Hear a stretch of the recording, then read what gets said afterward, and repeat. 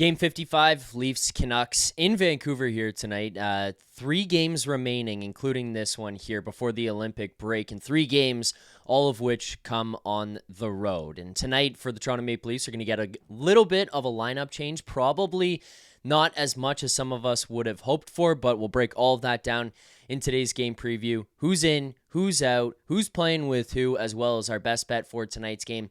I'm Zach Phillips. Let's head on over to Daily Faceoff to see what we've got for tonight's lineups, a presentation of Bet365.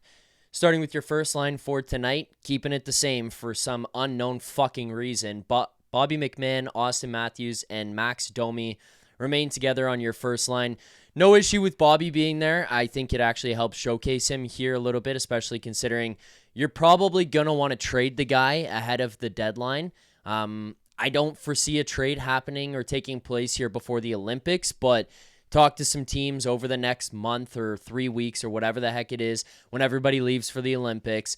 You get some guys rested and stuff, and then you start making calls. Okay, what's it going to take for us to move off of Bobby McMann? I think you look at Kiefer Sherwood as an example of what he got back in Vancouver when they traded him to San Jose. That was a trade that involved 2 second-round picks and a player going back to Vancouver. I think you can kind of look at that as the idea of what you'd look back, and then maybe you can start to drive up the price. You're not moving off of the guy during the season the same way that Vancouver did, where he's injured and they're going, okay, we got to get this asset off of our hands now while we still have some value, just in case he comes back and doesn't do what he was doing before. McMann is healthy, knock on wood, has had some pretty good health throughout his career, and then he's playing really well right now. You keep him on the first line, it's all good. What makes no sense to me is the guy on the other side, Max Domi. We talked about this in the game preview the other day, so I'm not going to do this again, and we also got into it a little bit on the post-game show on Thursday night following the game against the Kraken. Max Domi is atrocious defensively. Yes, he can do good things offensively. He's a pretty good passer, but when he's constantly playing against top-line talent for other teams, and he's playing against the best defense for other teams, and in the toughest matchups with Auston Matthews, over time it can deteriorate, and that's kind of what you've seen.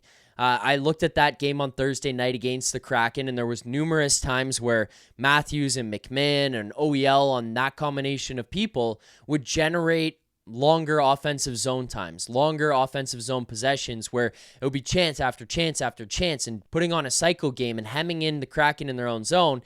And then it would be Max Domi who makes some bonehead play, some bad decision, turning it over up high, leading to odd man chances or rush chances the opposite way for the opposing team. He's a guy that can make that dumb play, and the reward that you get from him isn't high enough to justify the risks that he brings to the table. On top of that, and the defensive play, I mean, just flat out, the stats are there. They're -3 when they play together at 5-on-5, -15 for Max Domi away from Auston Matthews, and Auston Matthews away from Max Domi at 5-on-5 is a plus player this season. I don't say this to say, oh, Matthews needs to be playing with William Nylander. He just doesn't make sense for him to be playing with Max Domi, unfortunately. I don't know if it's putting Michelli. I don't know if it's putting Nick Robertson or Easton Cowan. I don't know who the guy is that you put into that spot, but it sure as fuck is not Max Domi, because he is a problem if you're trying to win games. If the goal is, hey, let's go into Vancouver tonight and punt this one, sure, keep him there and do what you've done with the rest of the lineup, which we'll get to in a moment, but Max Domi remaining on that line still is a mystery to me. Matias Michelli, John Tavares, William Nylander as your second line. Yes, looks like William Nylander will be returning to the lineup here tonight. David Alter put out an article the other day, and he pointed out William Nylander thinks the groin issue is done for good. So if that's the case, positive. But, I mean, I will say, skeptically, I do think that there's an element to this, as Alberga pointed out the other day, and I think Rosie agreed with, what's coming up here after the next 3 games? What does William Nylander want to play in? What has William Nylander traditionally gotten up for and made sure to show up for? International events, Olympics, and anything to do with Sweden. 3 games remaining before the Olympic break. A little bit of a warm-up, a little bit of a tune-up.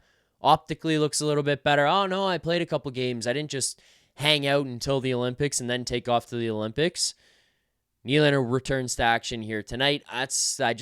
Skeptically, that's the one thing I wonder about, is how much of this is he's ready to go, and how much of this is I want to make sure I'm ready for the Olympics. So that's what's at the top of my mind when it comes to Nylander. You move Matthew Knies off of this line. I don't mind that. That was something I had brought up earlier, was putting one of Nylander or Knies lower down in your lineup upon return. The second line is not going right now, so no problem bumping Knies off. Put Nylander on there. You get your 2C in John Tavares. You get Matias Michelli. Playmaker, he's a guy who can find William Nylander and create for him, so no problem there. I think that makes sense. Down to your third line, Matthew Knies, Nick Watt, Nick Robertson. You'll notice no Calle Jarnkrok on that line, no Easton Cowan on that line. Knies, Watt, Robertson. Nick Robertson was playing really well the other day. Nick Watt was playing fine, no problem with him. But then moving Matthew Knies down, I think kind of levels out your lineup a little bit more, and I think gives that line a little bit extra oomph right now, like a guy who's just a little bit further along in his maturing process than Easton Cowan, a guy who's more physically mature right now. Okay, put him into that third line, give them a bit of a jolt. I think it might help them here tonight. This is where things make zero fucking sense to me, and I think Craig Berube should not even be behind the bench tonight. Just the fact that he's willing to put this lineup out there shows that whatever hit him in the head the other day may still be affecting him, because no Easton Cowan on your third line. Okay, you want to sit the guy, you want to send a message. I don't really agree, but you're trending that direction. Happens. No Jacob Quillen. What in the flying fuck has Calle Jarnkrok done for you that has proved this guy deserves to be in your lineup? Like, Leafs fans looking at the fact that Jarnkrok was up in the third line the other day was puzzling enough, but then to see Cowan is out here now, Quillen is still not getting in, and Calle Jarnkrok is staying in your lineup. What the fuck are we doing? The team sucks ass. Why the fuck are we playing guys who are this old, have no value, and are just holding on to roster spots? Get him the fuck out of here. Like, if you're Brad Treliving, you're trending in the direction of having to go Moneyball on his ass and just trade the fucking guy or put him on waivers so that Berube can't even play him. He doesn't have an option. I'm sorry to Calle Jarnkrok. I'm not saying this to shit on you. He's fine. Like, he's an okay player right now at this point in his career. He can just go out there and be serviceable in minutes, like he just plays. But your team sucks. Why the fuck do you want serviceable players out there? Put guys who you're trying to see what they could do in the NHL, if they have a future here in the NHL. Maybe you're trying to develop them. Like, send Easton Cowan to the goddamn Marlies if he's not going to play.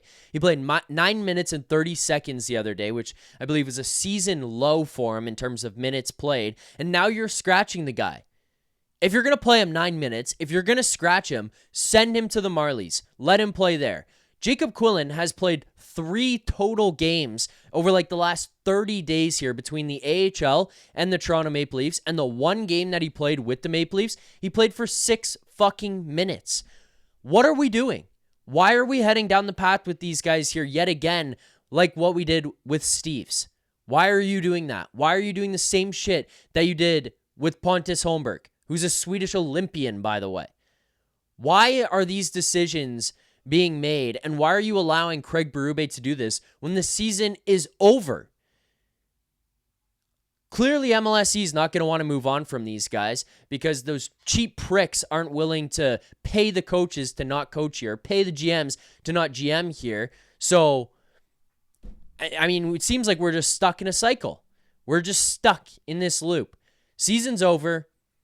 Your job's not gone, so you might as well do whatever you want here at this point if you're Craig Berube, and you're seeming to have that effect here on the lineup. I can't understand it. I can't justify it. The season is over. Play the fucking kids. Defensively, I mean, I guess the one thing they have done here in tonight's lineup is put Marshall Rifai in, but I think part of that comes with the fact that Simone Benoit played like 12 minutes the other night, and I am under the impression that he's battling through something as of right now, because he did seem to come back a little bit early from that injury. So if that's the case, then I could see them being like, oh, he's injured, Rifai's got to get in. And at the same time, you've been working Rifai back from his injury that he suffered early on. It took him a while to get games into the Marlies, and now all of a sudden he's getting games back here, or was getting reps back here with the NHL club, and now he's going to get a game here with the NHL club tonight. He will play with Troy Stetcher. Your other pairs, Morgan Rielly and Brandon Carlo, Jake McCabe, and OEL. Power plays, William Nylander slots in, and of course, Morgan Rielly remains on the first unit. Not OEL, not the guy who's been better offensively, not the guy who's better defensively, not the guy who's just playing better in general. No, not the guy who's been running power play 2, which seems to have actually looked a little bit better in their short moments that they get. No, why would you put that guy? Why would you put the guy who has run a power play successfully in his career at power play 1 position, QB1, for this team that is struggling on the power play? No, why would you do that? Why would you change anything up on this power play? Well, it looked so good in all of the no fucking goals that they've scored over the last while. You might as well just keep them together. Like, that makes a lot of sense, Craig. Makes a lot of sense. Keep running them out there. That's your power play unit for tonight. Your second unit, McMann, Domi, Robertson, Michelli, Ekman Larson, which I don't think even matters because you see them for 20 fucking seconds a game. So those are your power play and lineups for tonight's game. In terms of goaltenders in this one, Joseph Woll, unconfirmed, but imagine he'll get the start. Kevin Lankinen on the other side for the Canucks will be the Vancouver Canucks goaltender. I mean, you keep these lineups together, and we might as well just get ourselves familiar with the draft lottery simulator. Let's give it a run here quickly. Sim lottery. Nope, Boston gets the pick. Anyways, had to give it a shot. Let's jump on over now to Bet365 for tonight's best bet. Whatever your bet is, it's never ordinary at Bet365. Use promo code NATION. That's NATION. Code NATION, NATION. Must be 19 or older. Ontario only. Please play responsibly. If you or someone you know has a gambling problem, visit connectsontario.ca. Picked up a couple wins in the last 2. Bobby McMann over 2.5 shots on goal. Sabres puck line the other day. No interest for me personally in this one tonight, betting side or total. Just jumping over to Bet365 to see what we have for that right now. Leafs are heavily favored, -140, Canucks +120. If I had to lean anyway, I would probably say to Canucks side of things, +120. I think the total is in the right spot. The over 6.5 is -115, so favored that way. If you did want to go into a total or something, going with like a Canucks bet, a Canucks money line, and then looking towards like an alternate total, a 7+ and getting some plus money, an 8+ getting plus money, bigger plus money, I think would be the way. I just wouldn't touch it at 6.5 right now at -115. Like, I just think that's right. So I just wouldn't dabble into it, but I mean, it's over. It's goals for me here tonight. Leafs stink defensively. Canucks are just stinking in general. I think this is one of those ones where it just could blow up and open up either way, and all of a sudden you're looking at like a 7-5 game at the end of the night. So that's probably the direction I would look. Joseph Woll hasn't been on his game over the last like month or so here now. Maybe a couple weeks. Maybe month was an over-exaggeration. Maybe a couple of weeks. So let's just throw that in there for a team that's piss poor defensively. It just adds up to lots of goals, especially you throw some offense in from William Nylander. And that's where we're going to head tonight. Goal scorers for tonight is going to be our best bet. We're going to go with William Nylander, anytime goal, +200 in this one tonight. We'll go a full unit on this. $100 on William Nylander, anytime goal will profit you $200 in this one tonight.